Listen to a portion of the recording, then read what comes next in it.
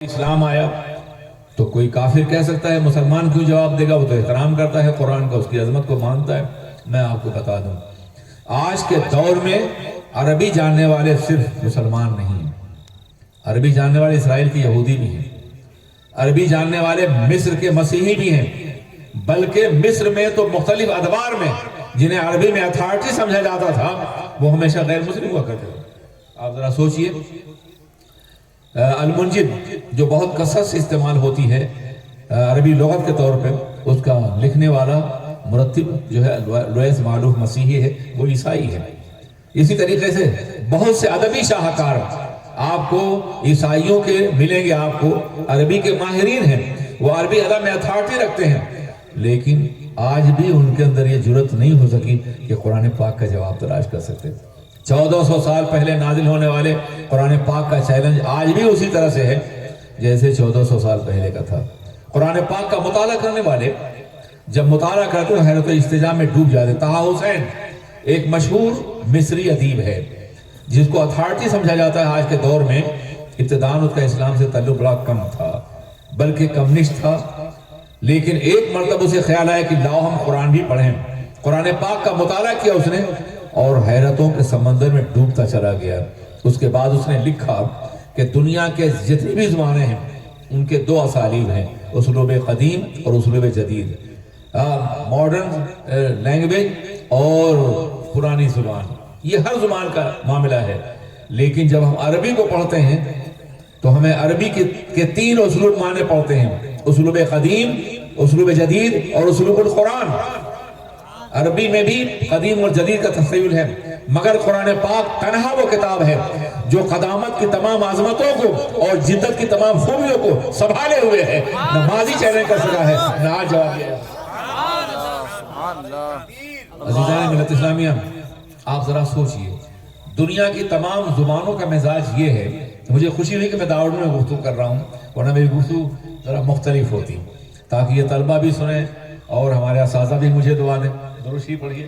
اللہم صلی علی سیدنا مولانا محمد معدن جود والکرم وآلہ الکرام۔ دنیا میں جتنی زبانیں، ہر زبان میں تبدیلی ہوتی ہے۔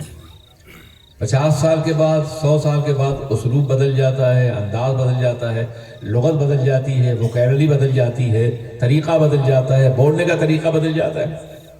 آپ اندازہ کریں، آج کے دور میں اگر کوئی شخص میر کی اردو بولنا چاہے، حالانکہ میر خود 50 سال بعد کا شاعر ہے، اور وہ یہ کہے کہ سرہانے میر کی آہستہ بولو، ابھی ٹک روتے روتے سو گیا ہے، تو ٹک اسے محفل سے نکال دے گا۔ اتنی پرانی زبان بول رہے ہو، یہ آج سے کہ راج الوقت نہیں ہے، بدل چکی ہے زبان۔ شیکسپیئر کی انگلش پڑھانے والے آج بھی ڈکشنریوں کا سہارا لے کے پڑھاتے ہیں، ورنہ وہ بھی نہیں پڑھاتے جو انگلش بولتے ہیں۔ عزیزان ملت اسلامیہ، پرشین میں وہ پرشین جس پرشین میں باضابطہ فردوسی نے شاہنامہ لکھا ہے، اس پرشین کو آج سنایا جائے تو خود ایران کے سمجھنے والے بھی اس کو سمجھنے کی صلاحیت نہیں رہتی، وہاں کے رہنے والے بھی۔ زبانیں بدلتی رہتی ہیں، اسالیب بدلتے رہتے ہیں، اور ہر دور میں پرانی زبان تاریخ بن جاتی ہے، میوزیم کی زینت بن جاتی ہے، اور یا حوالوں کی کتاب بن جاتی ہے، سکہ راج الوقت نہیں رہتی۔ تمام زبانوں کا مسئلہ یہ ہے۔ جب تمام زبانوں کا یہ مسئلہ ہے تو عربی میں یہ ہوا ہوگا، اور عربی میں تو اس لیے کہ عربی کوئی ہمارا ملک نہیں ہے، عرب جس میں کسی ایک قوم نے حکومت کی ہو۔ عربوں میں مصریوں نے حکومت کی ہے، اور فرانسیسیوں نے حکومت کی ہے، اس کے ساتھ انگریزوں نے حکومت کی ہے، اور اٹالوی اٹلی نے حکومت کی ہے، اور ہر زبان کا ووکیبلری اور الفاظ عربی زبان میں موجود ہیں۔ جو لوگ مصر جاتے ہیں پڑھتے ہیں کہ ان کی زبانیں فرنچ سے متاثر ہیں، اٹالوی زبان سے متاثر ہیں، انگلش سے متاثر ہیں۔ ہزاروں الفاظ عربی زبان میں شامل ہوئے ہیں، ان کا انداز بھی شامل ہوا ہے، اسلوب بھی شامل ہوا ہے، طریقہ گفتگو بھی شامل ہوا ہے، تلفظ بھی شامل ہوا ہے، یہ سب کچھ شامل ہوا ہے۔ بہت وسیع ہو گئی ہے عربی زبان۔ دنیا کی کوئی زبان اس حد میں عربی زبان کا مقابلہ نہیں کر سکتی۔ جانتے ہیں اس کی وجہ کیا ہے؟ اس کی وجہ اشتقاق ہے، مشتق ہو رہا ہے۔ ہر زبان میں اشتقاق بہت محدود ہے، یا ہے ہی نہیں، اس لیے سے زیادہ تر جامد الفاظ ہیں، مشتقات کا وجود نہیں ہے۔ مگر عربی زبان تنہا وہ زبان ہے کہ جس کے مشتقات کی بنیاد پر ہر روز ہزاروں الفاظ مشتق ہوتے رہتے ہیں اور اسما بدلتے۔ یہ صرف عربی کی خصوصیت ہے۔ کوئی ہے زبان جس میں 14 صیغے ہوں، اور 14 صیغوں کا بھی یہ عالم ہے واضح۔ فارسی میں کل 6 ہیں، اور زبان بھی ایسے ہی ہیں 14 صیغے، اور 14 صیغوں کا یہ عالم ہے کہ 14 صیغے جو ہیں 24 شکلوں میں دنیا کے سامنے نظر آتے ہیں۔ ماضی قریب بھی ہے، ماضی بعید بھی ہے، سمپل ماضی بھی ہے، ماضی مطلق بھی ہے، یہی حال مضارع کا بھی ہے، یہی حال امر کا بھی ہے، اور یہی حال تاکید کا ہے، عدم تاکید کا ہے، بارون ثقیلہ ہے، بارون خفیفہ ہے۔ آپ ذرا سوچئے، ایک مصدر سے سینکڑوں الفاظ نکلتے ہیں عربی زبان میں۔ یہی وجہ ہے کہ دنیا کی ہر زبان میں جب ٹرانسلیشن ہوتا ہے تو وہ اسی زبان کو قبول کر لیتے ہیں۔ ریڈیو انگلش ہے، ٹیلی ویژن انگلش ہے، اس زبان میں ترجمہ کرنا ناممکن ان کے لیے، مگر عربی کا ترجمہ ہے، ریڈیو کا المیزیہ ہے، اسی طرح ٹیلی ویژن کا شاشہ پیدا ہے۔ یہ خوبی صرف عربی زبان کی ہے کہ مفرد کا ترجمہ مفرد میں کر سکتی ہے۔ دوسری زبان میں ترجمہ کیا جائے تو بہت سے الفاظ کا سہارا لینا پڑتا ہے۔ آپ اندازہ فرمائیں کہ اس قدر ترقی یافتہ زبان عربی ہے، یہ تو بدقسمتی ہماری ہے، اور یہ تو ان لوگوں کی بدقسمتی ہے جنہیں عربی کا سرمایہ دیا گیا تھا اور عربی زبان بن گئی تھی، مگر افسوس غیروں کی تقلید میں انہوں نے اپنی زبان کا خون کیا ہے اور قتل کیا ہے۔ یہ تو ہماری درسگاہیں ہیں جو عربی پڑھا رہی ہیں۔ یقین مان لیجیے ہماری درسگاہوں میں اگر تخصص فی تدوین عربی کیا جا رہا ہے تو یہ وہ عجم ہے جو عربی کو سر پہ ٹھالے ہوئے اور دل سے لگائے ہوئے ہیں۔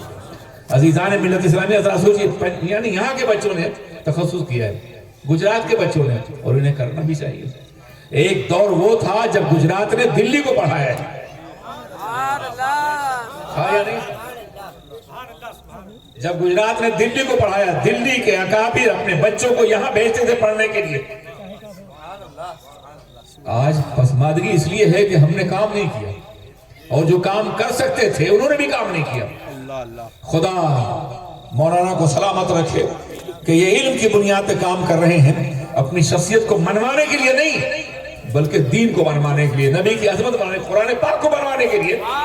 خدا کرے یہ فکر پھیل جائے اور اس آبادی کا ایک آدمی بھی جاہل نہ رہنے پائے۔ ہمیں جہالت نے اس بات کا موقع دیا کہ دوسرے آگے بڑھ گئے اور ہم پیچھے رہ گئے۔ آپ ذرا سوچئے، غور کیجئے، کل یہ گجرات صرف ہمارا تھا۔ ایک صدی پہلے نے ایک آدمی بھی ایسا نہیں مل سکتا جو ہمارے عقیدے کا نہ ہو، اور آج تقسیم ہو گئی۔ اس کی وجہ ہم نے کام نہیں کیا، ہم نے غلطی کی۔ تو میں یہ عرض کرنا چاہتا ہوں کہ ذرا سوچئے کہ آج یہاں کے بچے اشرفیہ میں مختلف اداروں میں جا کر کے عربی ادب پر عبور حاصل کر رہے ہیں، نبوغ حاصل کر رہے ہیں۔ یہ بہت بڑا انقلاب ہے جو اس زمین پہ برپا ہو رہا ہے۔ اس ادارے کو معمولی مت سمجھیں، یہ ادارہ 100 سال پیچھے کا گجرات واپس لائے گا اور یہاں کے علماء پھر تعلیم دیں گے۔ نعرہ تکبیر، نعرہ رسالت، علماء اہل سنت، دارالعلوم برکات خواجہ، نعرہ تکبیر، نعرہ رسالت۔ گجرات میں اتنا کام کرنا ہے کہ 100 سال کا خلا پورا ہو سکے اور یہ صوبہ پھر قیادت کر سکے۔ سارے وسائل موجود ہیں، دولت موجود ہے، سرمایہ موجود ہے، بزنس موجود ہے، عالمی رابطہ موجود ہے، دنیا بھر میں گجرات کے لوگ پھیلے ہوئے ہیں۔ اگر آپ کا عقیدہ سمجھ جائے، علم ہو، تو پوری دنیا کی قیادت آپ یہاں سے بیٹھ کر سکتے ہیں۔ اور ہماری فکر یہی ہے، سمجھا آپ نے؟ تو میں یہ عرض کرنا چاہتا ہوں کہ عربی زبان میں ہزاروں ایسے الفاظ داخل ہوئے جو عجمی ہیں۔ مادہ اشتقاق کی بنیاد پر ایک مصدر سے ہزاروں الفاظ نکل سکتے ہیں، اور کیسے نکلتے ہیں واللہ اگر میں اس کی وضاحت کرنا چاہوں تو آپ جھوم اٹھیں گے۔ دیکھیے، ایک خوبصورت آدمی کو جمیل کہتے ہیں نا، اور اونٹ کو جمل کہتے ہیں۔ مادہ اشتقاق ایک ہے، اونٹ کو جمل کہتے ہیں اور خوبصورت کو جمیل کہتے ہیں۔ اگر کوئی شخص کسی جمیل سے کہے، خوبصورت سے، کہ یار تم اور اونٹ دونوں ایک ہی مادے سے مشتق ہو، ناراض ہو جائے گا۔ ایسا کیوں ہے؟ عربی زبان کی خصوصیت یہ ہے کہ الفاظ کتنی ہی بدل جائیں، اشتقاق کی جو بھی حیثیت ہو، مگر خوبی یہ ہے کہ کوئی نہ کوئی روح اور کوئی نہ کوئی رب موجود ہوتا ہے۔ جمل عربوں کی سب سے بڑی دولت تھی اور جمیل سب سے بڑا حسن ہوتا تھا۔ یہ دونوں دولتیں مشترک ہیں، اس لیے جمیل سے جمل ہی مشترک ہے اور جمل سے جمیل۔ کبھی انشاءاللہ صرف طلبہ سے گفتگو کرنی ہوگی تو میں آپ سے بات کروں گا. آج تو طلبہ بھی ہیں اور ہمارے ہم جیسے بھائی موجود ہیں.